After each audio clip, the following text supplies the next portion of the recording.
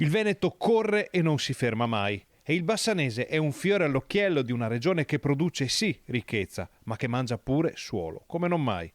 A dirlo è il rapporto annuale dell'ISPRA, l'Istituto Superiore per la Protezione e la Ricerca Ambientale, che nell'Atlante nazionale del consumo di suolo mette il Veneto al secondo posto nella lista delle regioni che trasformano verde in cemento. A guidare la classifica è la Lombardia, con 290.000 ettari consumati in un anno e il 12,5% di suolo consumato negli ultimi 12 mesi. La posizione del Veneto è piuttosto scomoda perché i dati ufficiali parlano di 217.000 ettari di suolo consumati in un anno, pari all'11,88% della superficie mangiata all'ambiente e all'agricoltura.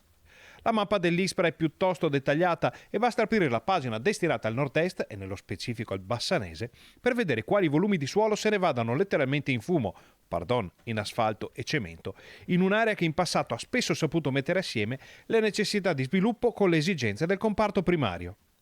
E il pensiero corre a San Lazzaro, alle campagne fra Riva Bianca e Rambolina, assediate da un lato dalla sacrosanta esigenza stradale della pedemontana veneta e dall'altro da svariati progetti di nuovi insediamenti.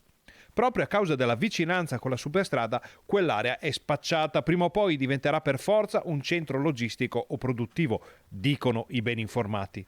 Allora a questo punto sorgono delle domande. Perché non vincolare in modo definitivo quell'ultimo lembo di campagna bassanese? Perché non strutturare una regolamentazione in modo da mettere al sicuro un'area sulla quale cittadini, associazioni di categoria, quartieri, ambientalisti e politica si sono già espressi? Ad esempio con un lucchetto nella nuova legge sul consumo di suolo che giace in un cassetto a prendere polvere a Palazzo Ferrofini.